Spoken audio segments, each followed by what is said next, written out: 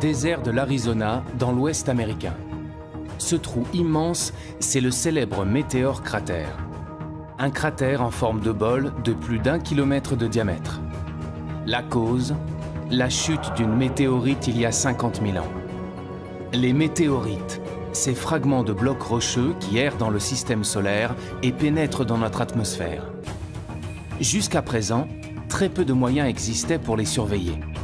Pourtant, les chercheurs du monde entier s'inquiètent.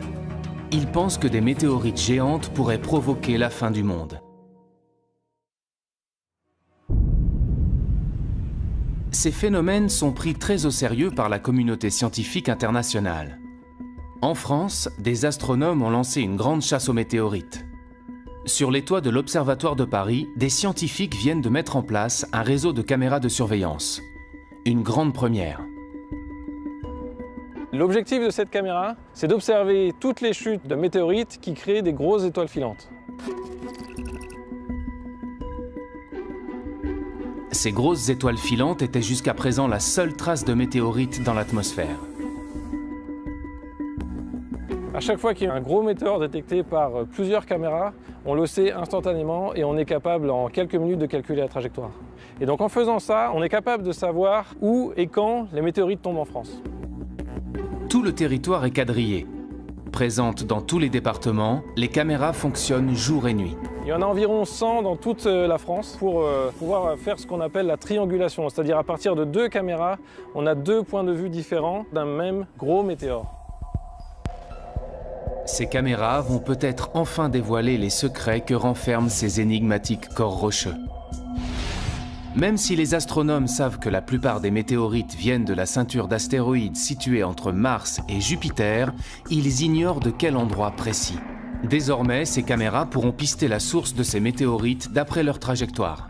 L'idée, c'est de faire le lien entre la composition des objets qui tombent au sol et leur provenance dans le système solaire. Grâce à ce réseau, notre espoir, c'est de savoir d'où viennent les météorites qui tombent sur la Terre. L'Observatoire de Paris est l'un des acteurs clés de cette recherche.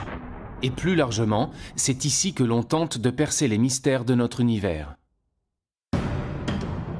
L'Observatoire de Paris. En France, c'est le plus grand centre de recherche en astronomie et en astrophysique. Le deuxième plus grand au monde derrière celui d'Harvard aux États-Unis. Fondée il y a 350 ans, cette institution continue de faire d'incroyables découvertes et travaille avec les plus grands laboratoires mondiaux. Les liens que nous avons avec l'Observatoire de Paris sont vraiment très importants. L'Observatoire de Paris a joué un rôle prépondérant au XXe siècle. Implanté sur 3 sites, à Paris, Meudon et Nançay en Sologne, l'Observatoire est né d'une grande ambition scientifique. Les académiciens royaux ont convaincu Colbert puis Louis XIV qu'il était nécessaire de construire un grand lieu de science pour la gloire du roi Soleil. De grandes découvertes ont été faites entre ces murs. C'est ici que l'on découvre que la vitesse de la lumière n'est pas infinie. Le Verrier y démontre l'existence de la planète Neptune par les mathématiques. C'est là également que l'on réalise les premières cartes détaillées de la Lune. L'Institut de recherche est prêt à relever de nouveaux défis en construisant des télescopes révolutionnaires ou en préparant de nouvelles missions spatiales. Ce sera la première fois que le LESIA travaillera sur un instrument qui atterrira sur Mars. L'une des premières choses qu'on doit le rechercher, c'est est-ce qu'il y a de l'eau liquide à la surface des objets qu'on va étudier. Sonder l'infiniment petit comme l'incroyablement grand pour mieux comprendre notre univers. L'objectif aussi, c'est de comprendre comment la Terre est devenue ce qu'elle est devenue.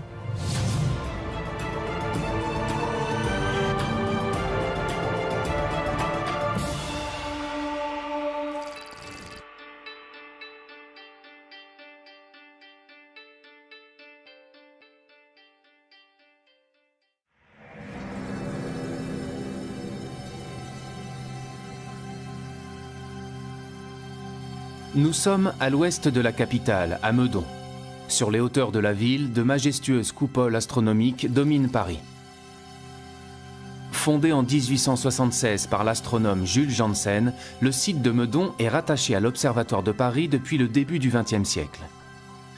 À première vue, l'endroit semble paisiblement endormi. En réalité, il abrite les projets scientifiques les plus ambitieux d'aujourd'hui. Ici, on ne se contente pas d'observer les étoiles. On prépare entre ces murs les grandes conquêtes spatiales de demain, en collaboration avec les laboratoires les plus renommés au monde.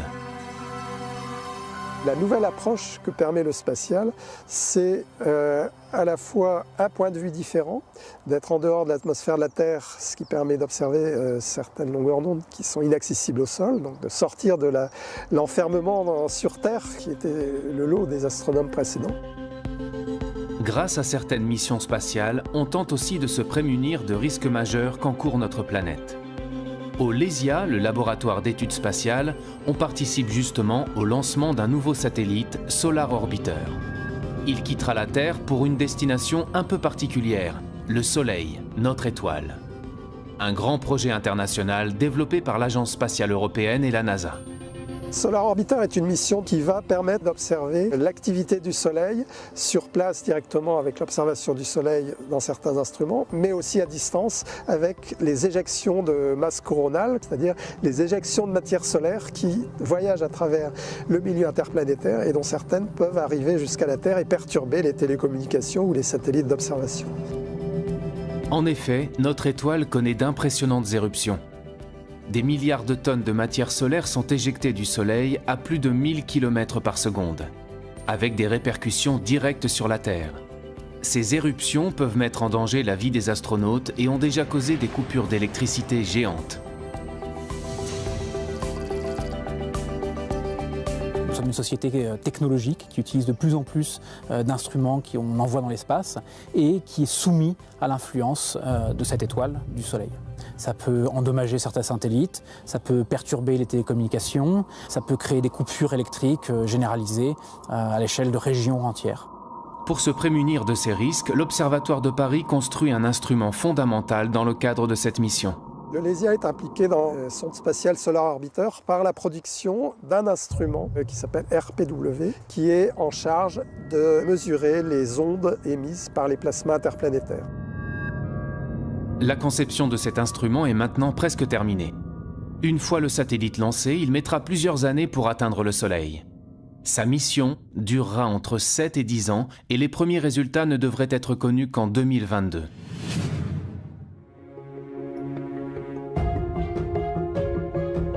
En attendant, les astronomes doivent s'assurer quotidiennement que le Soleil ne représente pas de danger pour notre planète. Ils ont mis au point un procédé pour surveiller le Soleil, mais cette fois-ci en restant au sol. Le même procédé depuis plus d'un siècle.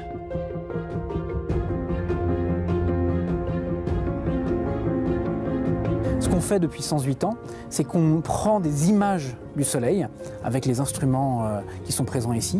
Donc, c'est-à-dire qu'on construit un catalogue de données que pourront exploiter plus tard, dans 108 ans, dans 350 ans, des chercheurs qui s'intéresseront à l'évolution à très longue durée du Soleil.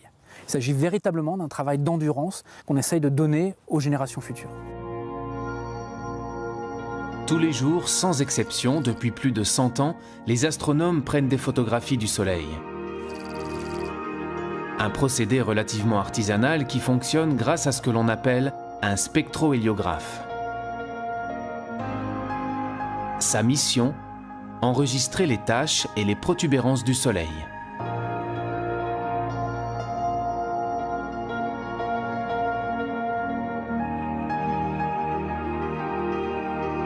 Il est nécessaire d'avoir ces types d'observations qui sont faites au sol, qui sont faites de manière relativement simple par rapport à ce qu'on est capable de faire, mais qui sont irremplaçables. Voilà, donc là, vous avez la photo en direct du Soleil, en lumière blanche. On est en période de descente d'activité, donc on n'a absolument pas de taches sur le Soleil aujourd'hui. S'il y a des taches, il peut y avoir des éruptions. S'il n'y a pas de taches, il n'y aura pas d'éruption. Et là, on est vraiment en descente d'activité solaire. Aujourd'hui, la photographie ne prend que quelques secondes et les résultats sont immédiatement informatisés. Mais cela n'a pas toujours été aussi simple. L'Observatoire de Paris a 350 ans. Ça fait à peu près 350 ans que certains chercheurs s'intéressent à étudier le Soleil. Mais à l'époque, ils avaient des méthodes où ils remplissaient des cahiers, où ils marquaient leurs observations.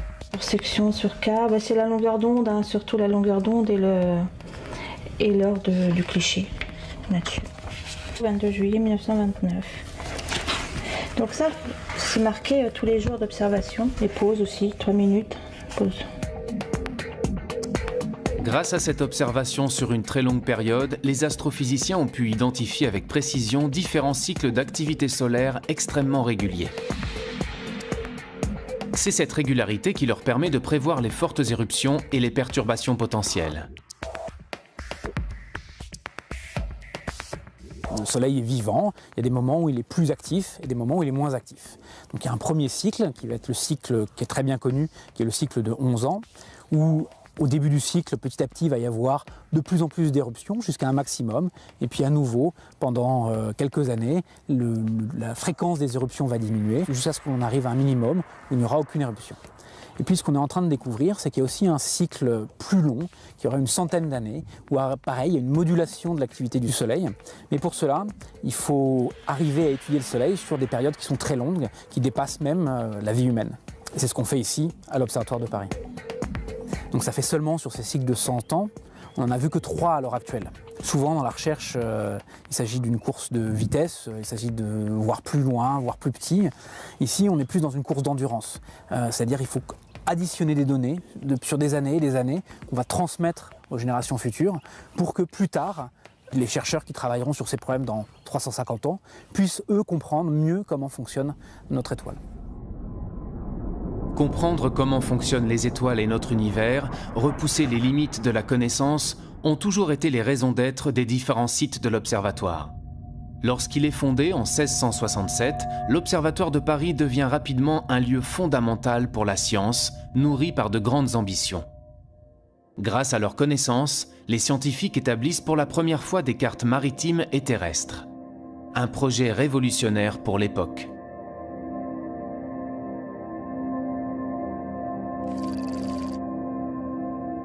Sous le règne de Louis XIV, il était nécessaire de construire des cartes précises. Et on avait demandé à l'époque aux astronomes, grâce à leur connaissance du ciel et des mesures de latitude et de longitude, de construire la carte, notamment la carte de France.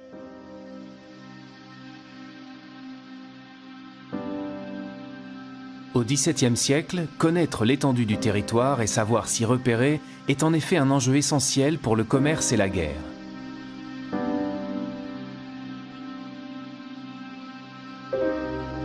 Pour l'anecdote d'ailleurs, il s'est avéré que cette carte montrait que le territoire du royaume de France était en fait beaucoup plus petit que ce qu'on croyait à l'époque, ce qui a fait dire à Louis XIV que ces astronomes, qui l'avaient si bien soutenu financièrement, lui avaient fait perdre plus de territoire que ne lui avait fait gagner toutes ces guerres.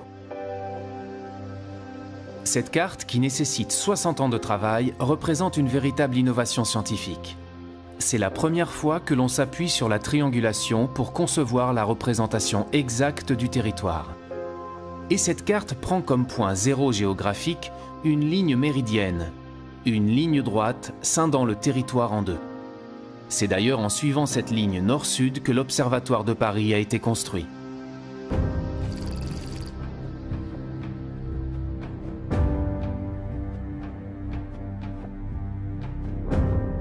Nous sommes ici dans la salle Cassini, qu'on appelle aussi la salle de la Méridienne de l'Observatoire de Paris, tout simplement parce qu'elle contient le Méridien de Paris, qui est cette ligne que vous voyez ici, qui a été tracée par les académiciens le 21 juin 1667.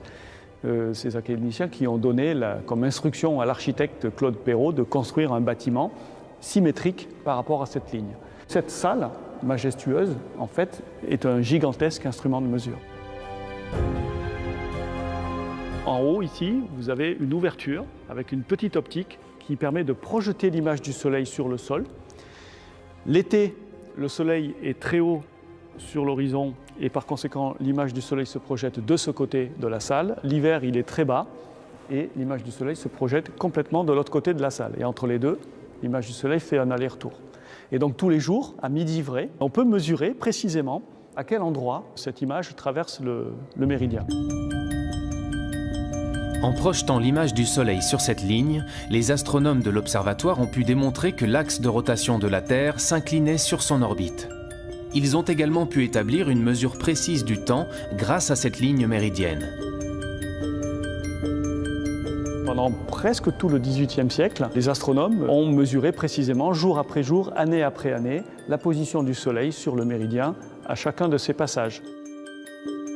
À la fin du XIXe siècle, les transports se développent fortement et une heure universelle doit être adoptée.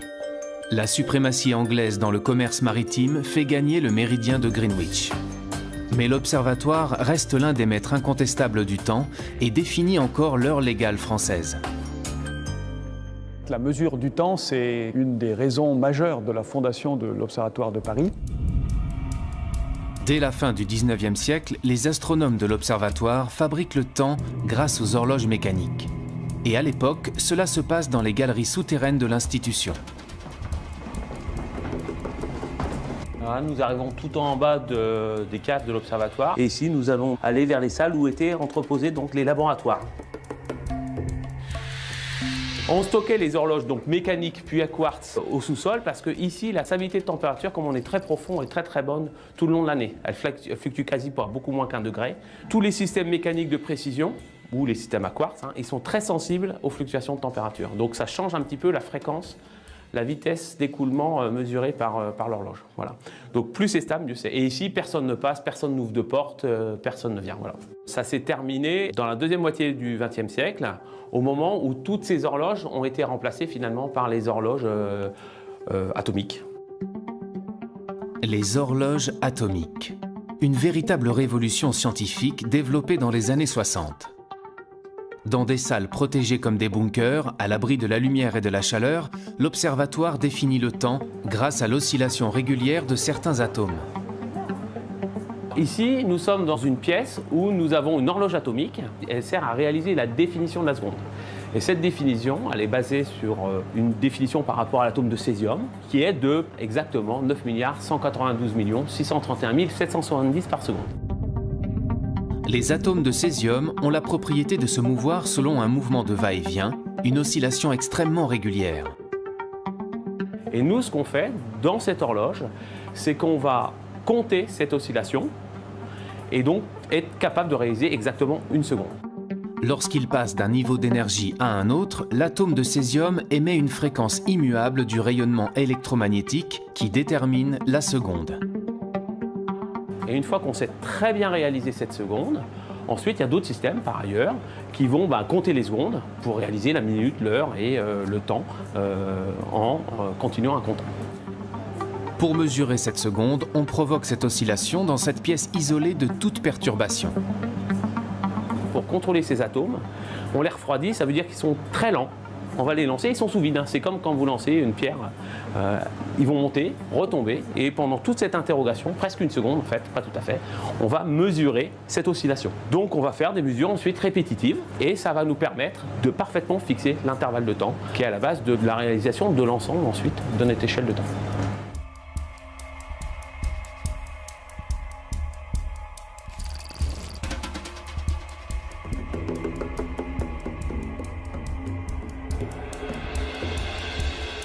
C'est aussi à l'observatoire qu'on invente l'horloge parlante en utilisant la référence de temps calculée dans ces laboratoires.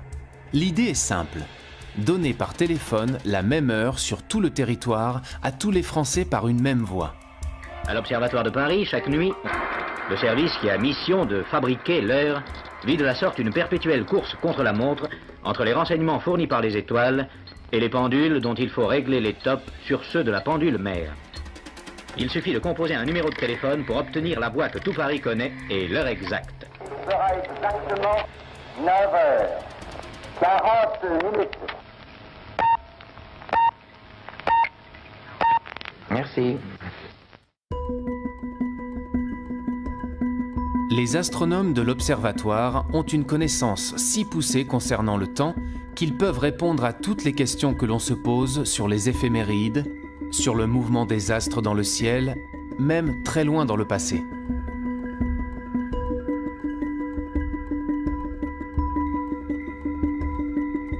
On a des personnes qui se posent des questions quand même un petit peu profondes, donc sur l'espace qui nous entoure, sur le temps.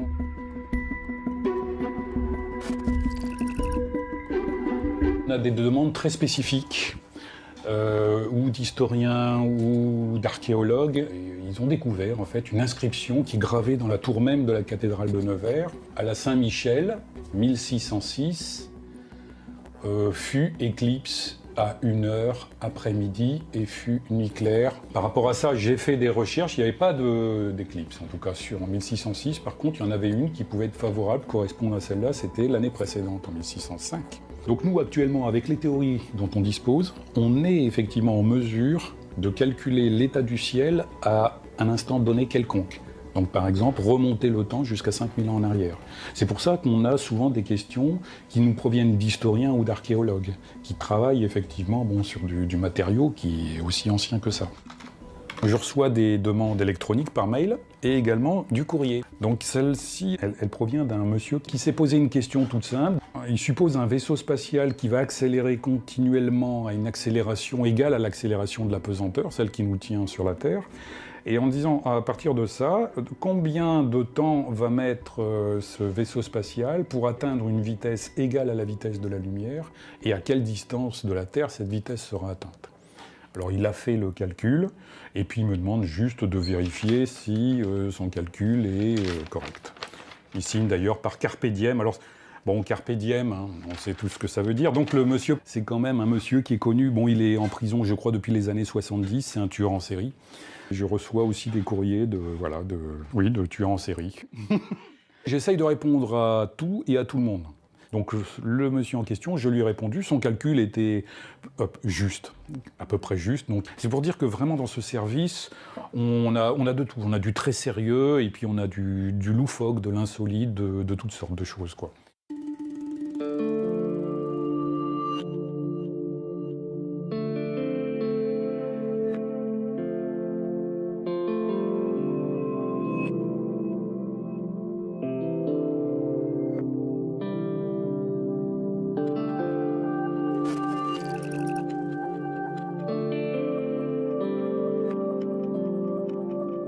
Le soir, Pascal Descamps s'offre un moment de nostalgie sur le toit de l'Observatoire de Paris.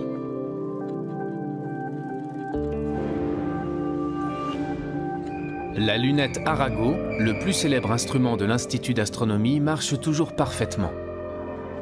Cet instrument mythique, confiné dans une coupole tournante, est le témoin des progrès fulgurants de l'astronomie en France. Au moment de sa construction au XIXe siècle, c'était la plus grande lunette astronomique du monde. 38 cm de diamètre et 9 mètres de focale. Cet instrument mythique, voulu par François Arago, a contribué aux recherches les plus célèbres de l'Observatoire de Paris.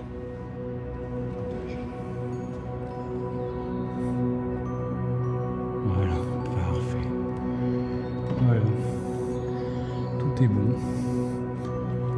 Il n'y a plus qu'à lancer le moteur. On contrecarre en fait le mouvement de rotation de la Terre. La Terre tourne et on fait tourner la lunette autour du même axe, mais dans l'autre sens, de manière à en fait contrecarrer ce mouvement, à en fait l'annuler. Si je coupe l'entraînement, la Lune sort en moins d'une minute, elle sort, puisque la lunette va alors rester sur une direction fixe, pendant que le ciel tourne. Donc on perd la Lune tout de suite. Là, ça marche. Donc c'est bon.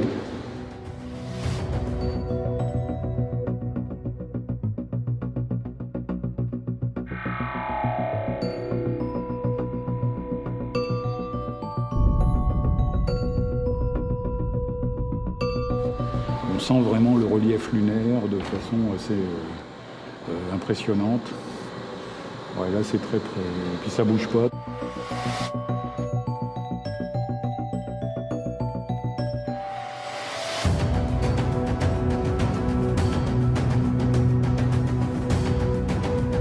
Depuis l'âge d'or de la lunette Arago, des pas de géant ont été faits en astronomie. On observe encore les étoiles avec ce type d'instrument qu'à de rares exceptions. Désormais, ils sont beaucoup plus performants.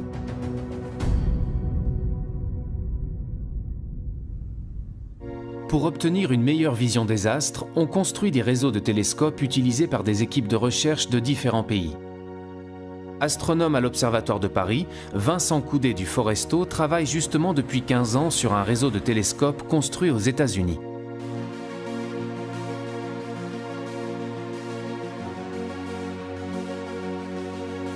Ce réseau est situé dans l'un des observatoires les plus célèbres du monde, le mont Wilson, près de Los Angeles. C'est ici que l'on a découvert que l'univers était en expansion. Chaque année, l'astronome français et ses collègues étrangers se réunissent en Californie pour faire avancer leurs projets communs. De grands projets internationaux qui donnent à la science plus d'envergure. Ce qu'il y a de terrible quand on travaille ici, c'est qu'on a beaucoup de collaborateurs français et qu'on est forcé d'aller en France régulièrement. Les liens que nous avons avec l'Observatoire de Paris et Meudon sont vraiment très importants. Nous ne serions pas capables de développer toutes nos recherches scientifiques sans ces collaborations. Parce qu'on ne peut pas être expert dans tous les domaines. Nous avons besoin de personnes qui viennent observer nos instruments et viennent enrichir ce que nous faisons avec leurs connaissances.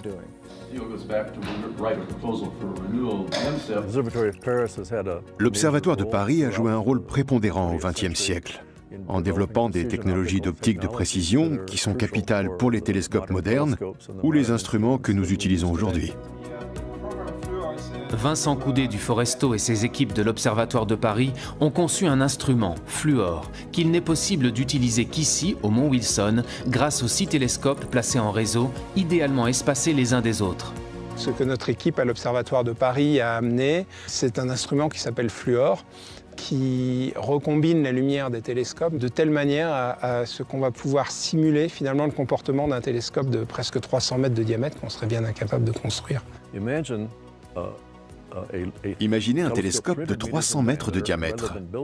Au lieu de le fabriquer, imaginez que vous ne construisiez qu'un télescope d'1 mètre, et le même juste à côté. Maintenant, imaginez que vous puissiez former une seule image à partir de ces 2 télescopes.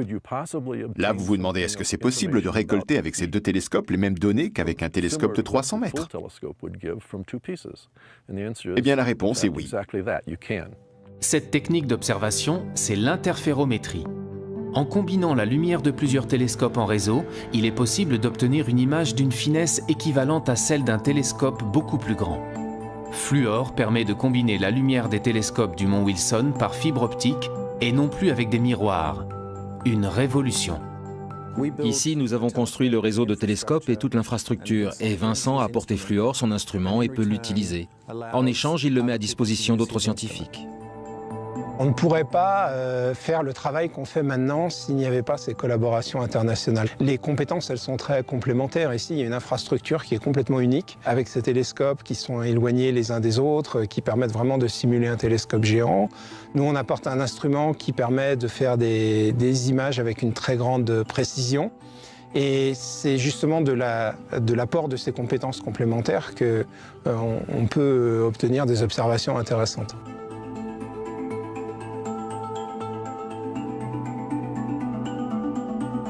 Quand on regarde une étoile avec un télescope, c'est un point. Toutes les étoiles apparaissent comme des points parce que même les plus grosses des étoiles sont trop petites pour être résolues par les télescopes. Et donc il faut un interféromètre pour voir les étoiles autrement que comme des points, pour voir des choses à la surface des étoiles. L'interférométrie ouvre de nouvelles perspectives dans la connaissance des étoiles, mais aussi dans la découverte de nouvelles planètes.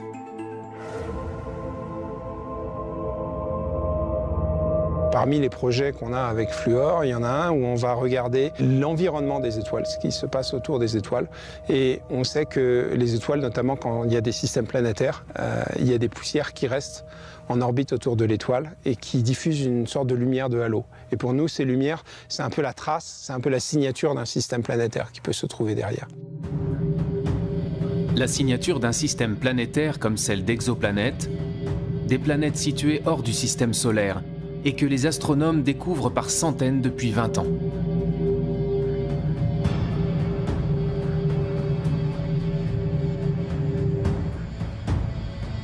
Ces collaborations entre laboratoires permettent de faire accélérer les découvertes. Grâce aux technologies modernes, les astronomes peuvent observer les étoiles à des milliers de kilomètres du télescope ou du réseau de télescopes pointés vers le ciel. Des équipes françaises louent parfois du temps d'observation sur les télescopes de l'Observatoire du Mont Wilson. Chacun met à profit ses instruments et ses compétences. L'astronome me donne les informations nécessaires sur les sources qui l'intéressent. J'entre ces données, je pointe vers les étoiles qu'elle veut observer, je lui trouve les franges d'interférence et je les verrouille pour qu'elle puisse enregistrer ces données. Nous avons aussi des équipes qui viennent de Sydney et de l'Université du Michigan. Chacun apporte ses instruments, ce qui leur donne du temps dans le réseau pour bien observer. Cela rend le réseau plus performant que ce que nous avions originellement. Donc c'est bénéfique pour tout le monde. Ces astronomes n'ont pas à construire de nouveaux interféromètres et l'interféromètre n'a pas à se fournir de nouveaux instruments. 10 minutes, c'est bon pour 8 minutes de plus. OK. Aujourd'hui, les scientifiques ne pourraient plus mener leur grand projet sans ces aides extérieures.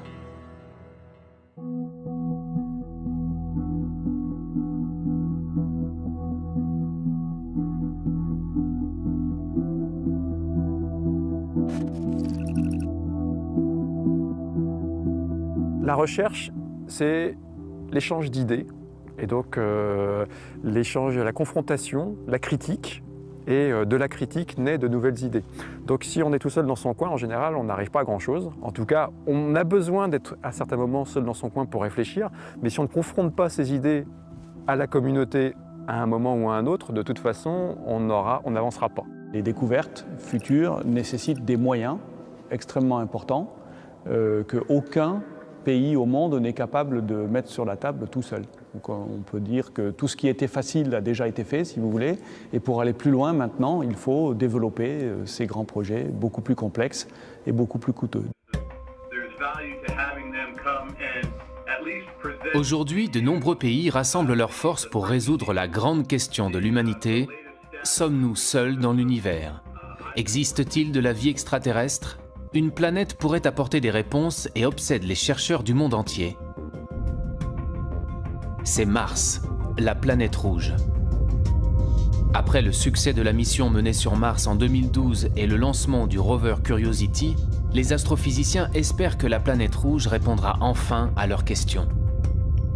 Avec la NASA et une dizaine de laboratoires en France, les chercheurs de l'Observatoire de Paris participent à l'une des missions les plus attendues, la mission Mars 2020. La mission Mars 2020 est la mission qui va continuer d'explorer la surface martienne à la recherche de l'eau passée, de la minéralogie passée et de la biologie, de la possible existence de vie à la surface de Mars. L'une des premières choses qu'on doit le rechercher, c'est est-ce qu'il y a de l'eau liquide à la surface des objets qu'on va étudier. Pour répondre à cette question, les astrophysiciens de l'Observatoire de Paris conçoivent un petit instrument placé sur la caméra du rover.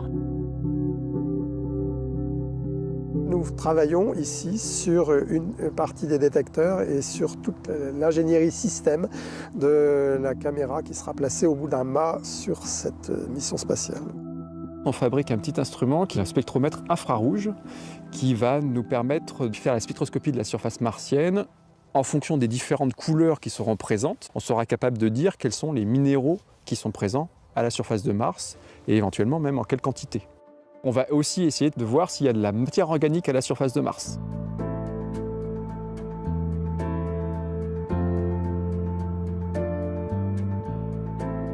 On a un défi qui est de faire un instrument très petit, beaucoup plus petit que ce qu'on n'a jamais fait. Donc ce défi de miniaturisation, il est important. Donc on se confronte à des problèmes auxquels on n'avait encore jamais été vraiment confronté en termes de place, d'intégration. Un vrai challenge. L'instrument doit être suffisamment petit pour se glisser dans la caméra du rover sans l'alourdir. Pour concevoir leur spectromètre infrarouge, les astrophysiciens font fabriquer sur place, dans l'atelier de l'Institut, leurs pièces miniatures construites sur mesure.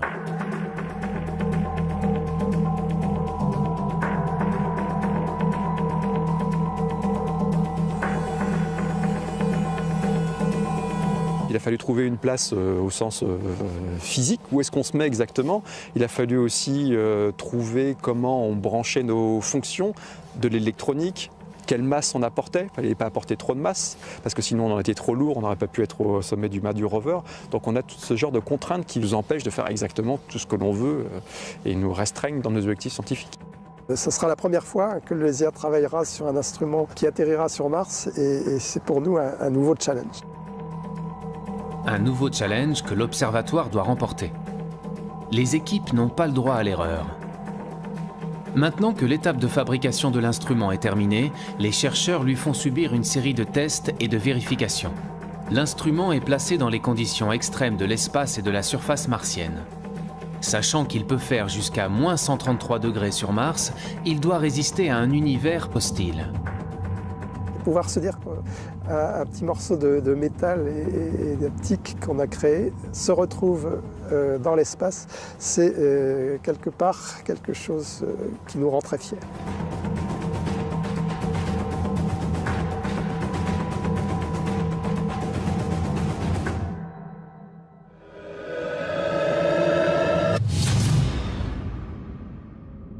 Au-delà de la recherche de vie extraterrestre, les scientifiques s'emparent d'une autre question cruciale. Remonter aux origines du monde et comprendre comment les premières galaxies se sont formées. C'est l'objectif de la radioastronomie. En Sologne, à Nançay, dans le centre de la France, il existe un espace immense isolé en pleine forêt. 150 hectares qui font partie de l'Observatoire de Paris, mais pourtant situé à plus de 200 km de la capitale. Et pour cause, le lieu doit rester protégé des ondes radio parasites. Car ici, on développe la radioastronomie. Bien loin de la lumière que l'on perçoit, ces astronomes s'intéressent à une lumière invisible, les ondes radio, plus faibles encore que l'infrarouge. Il faut savoir que dans l'univers, il y a un tas d'astres qui vont émettre dans toutes les longueurs d'onde. Donc la radioastronomie va s'intéresser justement à observer ces astres ou tous les phénomènes célestes inimaginables dans le domaine des ondes radio.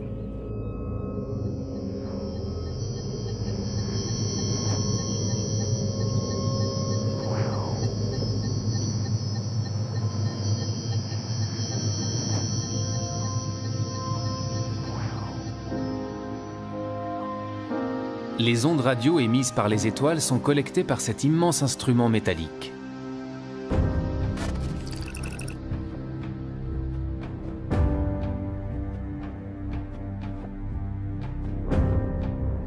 C'est l'un des plus grands radiotélescopes du monde. Avec ses 40 mètres de longueur, il a une surface collectrice de 8000 mètres carrés. Il observe l'univers à basse fréquence et permet l'étude des galaxies, des enveloppes d'étoiles ou encore des comètes.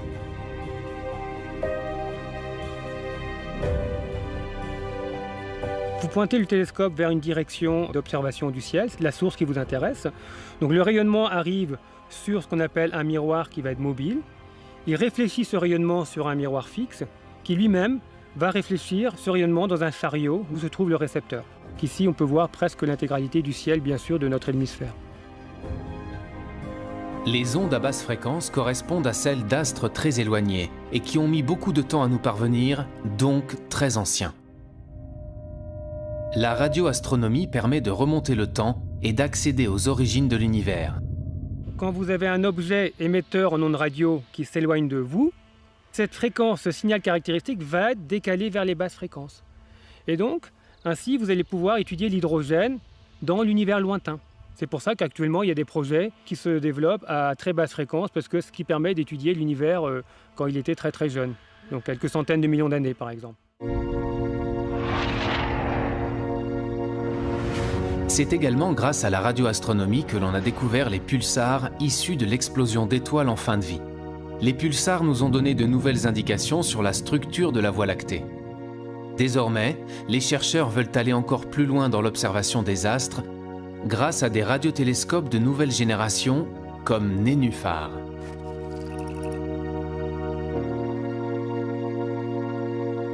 Contrairement aux grands radiotélescopes où vous pointez l'antenne pour justement observer votre source d'intérêt, Nénuphar, ce sont des antennes qui voient tout le ciel.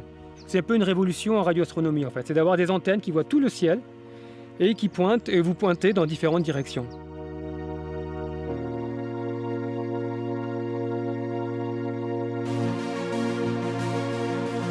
Ce réseau de 1824 antennes à très basse fréquence va permettre d'étudier l'univers quelques millions d'années après le Big Bang, la formation des galaxies. De nouvelles découvertes majeures en perspective.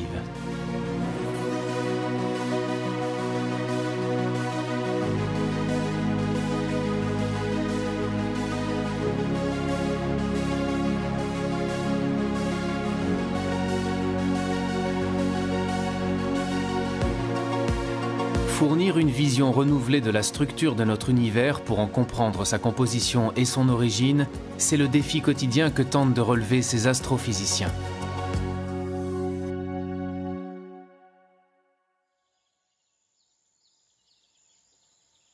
Depuis peu, l'observatoire explore également le ciel dans les plus hautes énergies, à l'autre extrémité du spectre électromagnétique, bien au-delà de la lumière visible.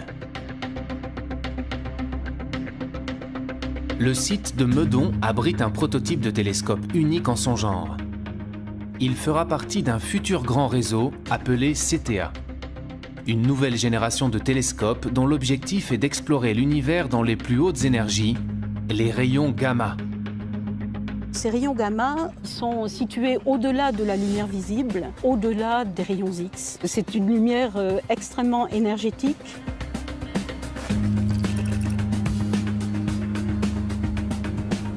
CTA va pouvoir observer des photons gamma qui ont des énergies de 10 puissance 10 à 10 puissance 14 fois plus grandes que l'énergie de photons optiques.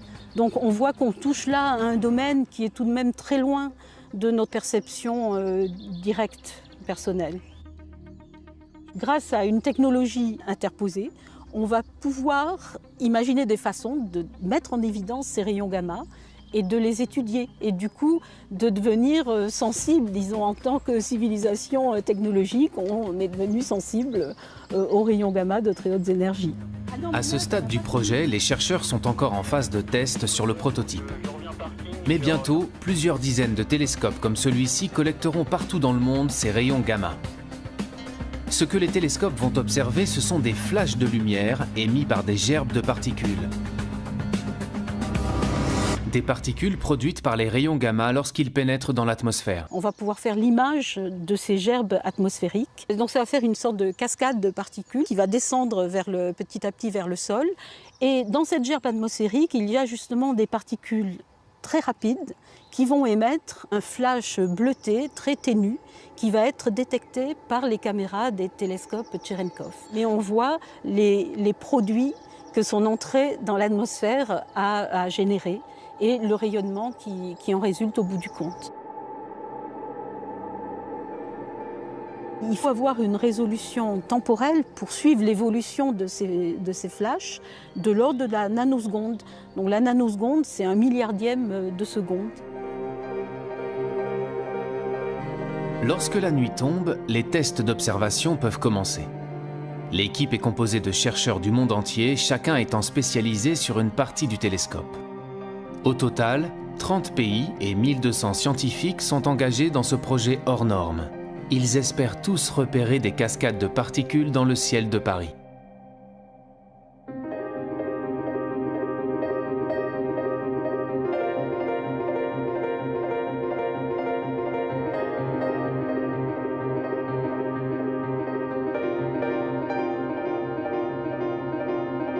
On va orienter pour identifier ces gerbes atmosphériques qu'on peut repérer. Elles sont partout, il y en a partout dans le ciel, hein, donc on peut chercher l'endroit qui nous paraît le plus dégagé. En l'occurrence, ça va être cette zone-là qui est bien indiquée parce qu'en plus, elle est assez protégée des lumières de Paris.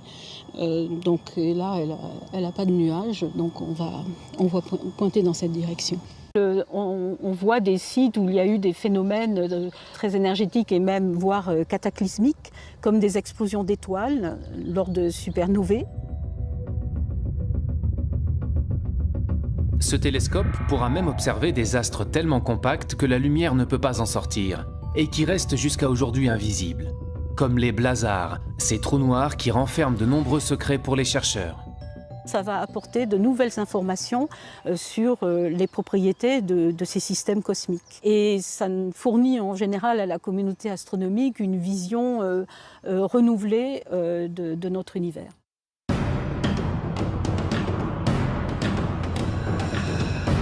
Grâce à tous ces nouveaux instruments ultra perfectionnés et des connaissances toujours plus poussées, les astrophysiciens peuvent observer le ciel dans les plus basses fréquences comme dans les plus hautes énergies.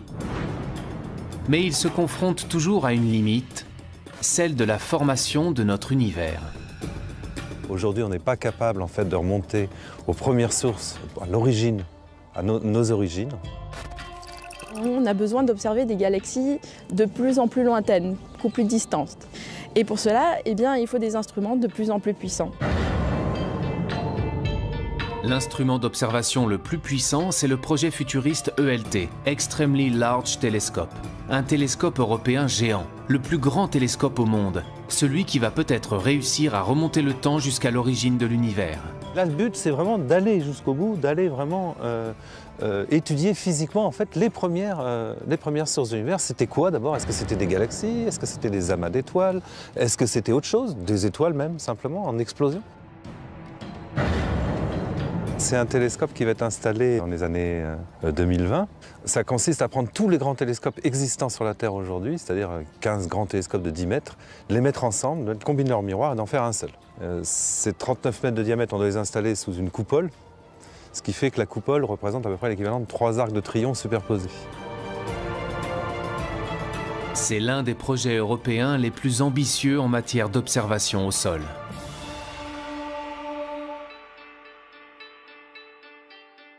Pratiquement tous les pays d'Europe sont impliqués dans cette construction. Et nous, à l'Observatoire de Paris, on est particulièrement impliqués dans la construction d'instruments qui se mettent au foyer du télescope. Le premier, qui est un spectro-imageur, qui travaillera dans le visible et l'infrarouge, et dont un des enjeux principaux est de détecter des exoplanètes. Et l'autre, c'est un spectrographe multi-objets qui permet de faire simultanément le spectre d'un très grand nombre de galaxies.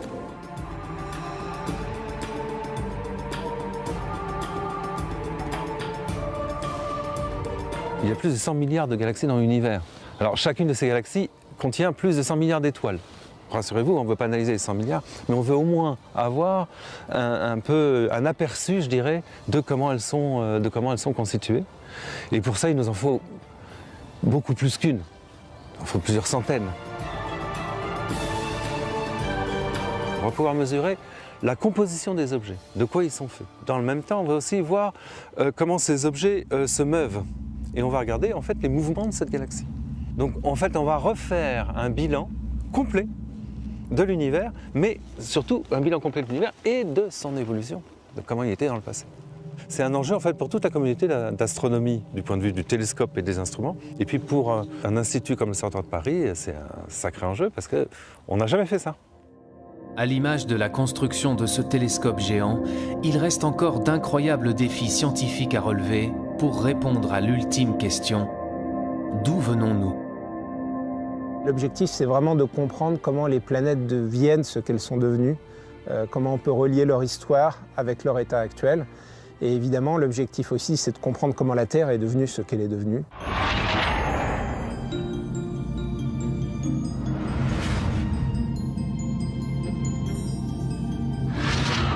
Imaginez par exemple un archéologue, il pourrait étudier par exemple toutes les espèces d'évolution, par exemple si on s'intéresse à l'évolution de l'homme, vous auriez à votre disposition toutes les différentes étapes. Mais on peut comme ça maintenant remonter à des objets qui ont quelques centaines de millions d'années, donc c'est-à-dire un univers qui est très très jeune. On a exploré le ciel en radio, en infrarouge, en ultraviolet, en rayons X et en rayons gamma. Donc là, on a balayé tout le spectre électromagnétique et maintenant l'astronomie moderne peut utiliser des informations sur le ciel venant de tous ces domaines. Et dans chacun de ces domaines, il y a eu un renouveau complet qui fait qu'aujourd'hui encore, l'astrophysique reste une science extrêmement active et en complet renouvellement.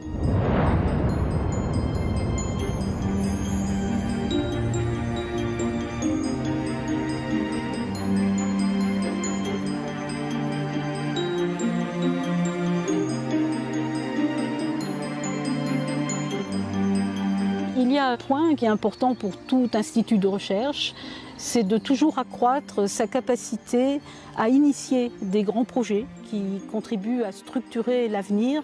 Son futur est tout à fait prometteur. Il a un potentiel humain, de recherche, d'ingénieurs, techniciens, d'innovation qui est extrêmement fort. On est à bord de missions spatiales jusque dans les années 2030-2040. Donc au moins pour toute la première partie du XXIe siècle, je pense que l'Observatoire va continuer de se développer très fortement et d'être un acteur majeur de la recherche astrophysique en France et dans le monde. L'Observatoire de Paris, véritable citadelle des sciences. Plus de 3 siècles après sa fondation, ce lieu, porté par un héritage scientifique inestimable, nourrit toujours les plus grands espoirs de recherche et de découverte.